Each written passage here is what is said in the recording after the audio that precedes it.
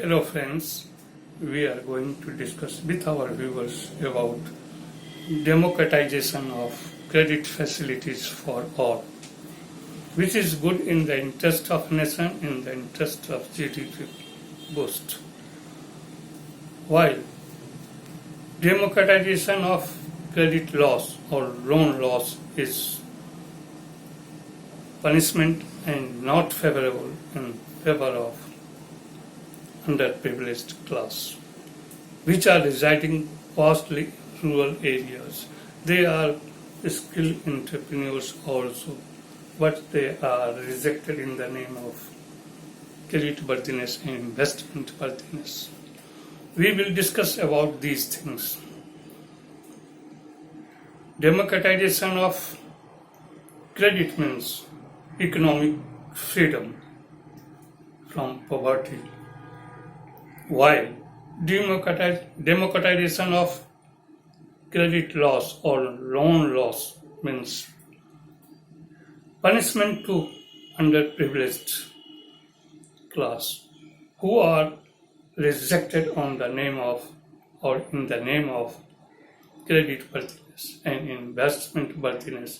But in the case of loan loss, the government of India has to pay all these loans from government exchequers, and government exchequers or government get this loss from putting excessive tax on Indian citizen, where underprivileged non-collateral group are the worst sufferer. They will have also to pay to this loan loss, but they are not getting credit facility in equal term as collateral privileged class is availing. This is a great gross injustice against underprivileged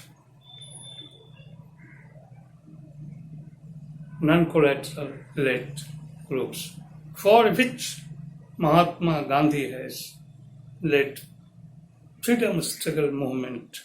And Mahatma Gandhi's one of the vision was to drag out underprivileged non-collateral class from abject poverty to lead a prestigious life.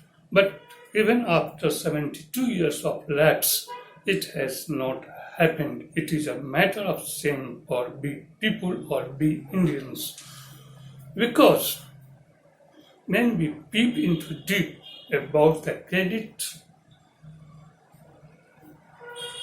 democratization, we see that in the Indian context, the credit growth rate has become the lowest one, and our economists analyze this is due to business confidence lost, due to consumers' confidence lost, due to supply crunch, due to demand crunch. All these factors are also is good and relevant, but the most important factor is and need of our is democratization of credit facilities for all without any discrimination, without each and every Indian citizens are interested to boost of GDP growth rate as well as their growth, but they are devoured in the name of credit worthiness and investment worthiness. This is gross injustice against underprivileged non-collateral class. So there is a need of democratization of credit for all round development of India as well as their citizen and GDP growth booster. But our lenders are not paying attention towards these things. They are providing their credit facility in favor of those lending class who have collateral, and these privileged class have every opportunity to get all credit facilities to boost up their growth. Why?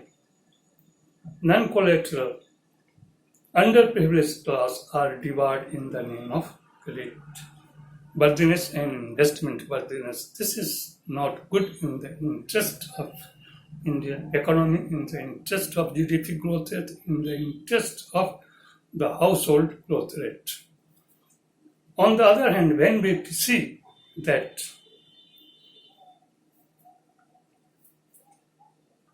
credit loss or loan loss is generally or mostly created by collateral rate privileged class, because they have all opportunity and every facility to get credit facilities from lender in the name of credit worthiness. Virtually credit worthiness or collateral has become one of the best parameters for lenders to judge whether someone is credit worthiness or investment worthiness, while entrepreneurial ability and skilled manpower are rejected in the name of credit worthiness. This is highly unjustifiable. This is not justifiable. This is not in the interest of nation. So, we will peep into deep about the credit growth rate. We will see it has become the lowest. It is below 25% in comparison to last 3 and 4 years. And it has become out of rejection of non-collateral, underprivileged, entrepreneurial, skilled class who are vastly residing in rural areas where 70% of the Indian population reside.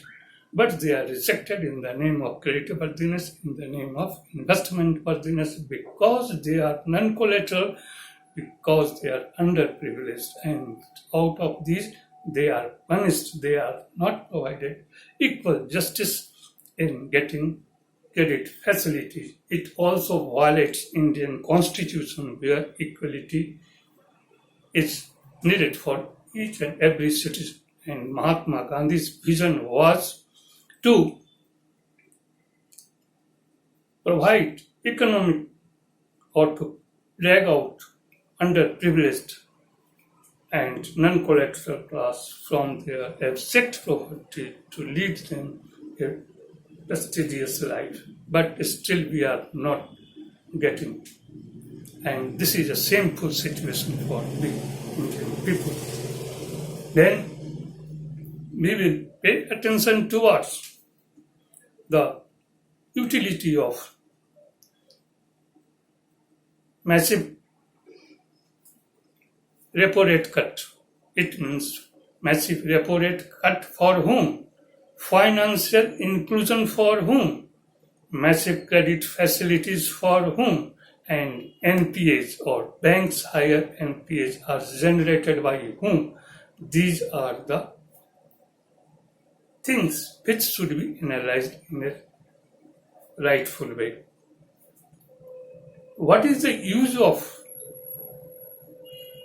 massive repo rate cut when there is a rising inflation?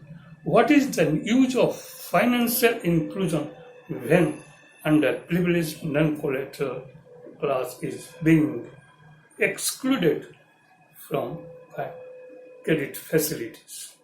Means, in the name of financial inclusion, they are excluded. Means financial exclusion from credit facilities. What is the utility of massive credit infusion in the economy when underprivileged and non-collateral class are not getting advantage of credit facilities? Who are responsible for higher NPAs, bank NPAs? We will see that lenders are thinking that collateral is one of the parameters to judge they are credit worthiness or investment worthiness. So solely the higher NPAs are out of these collateral-led privileged class, while non-collateral-led underprivileged class are suffering because they are punished where government is paying these loans or credit loss through government exchequer, and finally it gets by putting tax on each and every citizen of India. So So, non-collateral, underprivileged class are suffering or the worst sufferer of credit facilities discrimination. This is a simple example of social distancing as well as economic distancing from collateral-led privileged class to non-collateral-led underprivileged class. This type of social distancing as well as economic distancing is hampering India's economic growth and hampering and throwing GDP growth rate into negative zone. Without involving each and every citizen in growth process, it is difficult to achieve the highest growth rate and well-being of each and every citizen within the Mahatma Gandhi's vision, for which he has struggled to get freedom, struggle for underprivileged and non-collateral class. And lenders are doing injustice in the name of denying credit facilities to these underprivileged non-collateral class. Finally, we will see the credit facilities or democratization of credit facility is for the betterment of India as well as GDP growth rate and for the benefit of underprivileged and non-collateral people. So we should think, what is the use of this credit? Credit is a scarce national resources and it must be used in a prudential and judicious way for the economic development of each and every citizen of India to achieve a higher level of growth, to achieve a well-being of each and every people of India as has been envisioned by Mahatma Gandhi. But all we are failing to achieve this target. So it is our request to the government of India, to RBI as a regulator or a financial regulator, as well as opposition leader, to think or to ponder about it. Our economists, our financial institutions, our lenders, our regulators should also think about it, whether democratization of credit is good or not. If it is good, it must be implemented at the earliest to see in practical way the Mahatma Gandhi's vision to upliftment of underprivileged non-collateral class, where there should not be a distinction or social distancing and economic distancing between non-collateral underprivileged class and collateral-led privileged class, because lender's parameter of judging that collateral is the best parameter over which they are judged whether they are investment worthiness or credit worthiness. So such type of parameters should be amended in the interest of nation, in the interest of GDP growth rate, in the interest of well-being of our people. So we should think and ponder over these situations, because credit is a scarce national resources and it must be used for each and every citizen, whether it is a collateral-led or non-collateral-led, whether a privileged or underprivileged. So it is our contention we are going to put before our viewers, our economists, financial institutions, bankers, lenders, and regulators, as well as RBI and government, as well as opposition leaders, to think it, to get it in the interest of higher GDP growth rate and higher well-being of each and every individual citizen of India, whether they are underprivileged or